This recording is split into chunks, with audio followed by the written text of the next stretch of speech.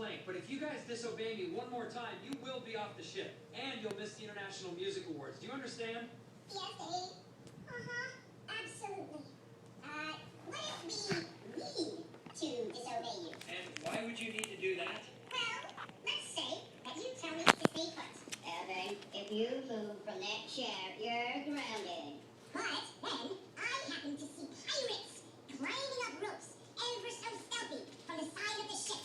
Now, it would be easy for me to take my trusty old Swiss Army knife and cut the ropes. But I have to stay put.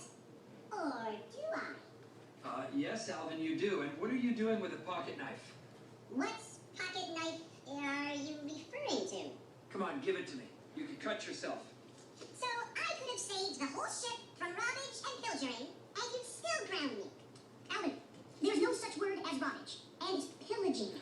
But he does have a point, Dave. I mean,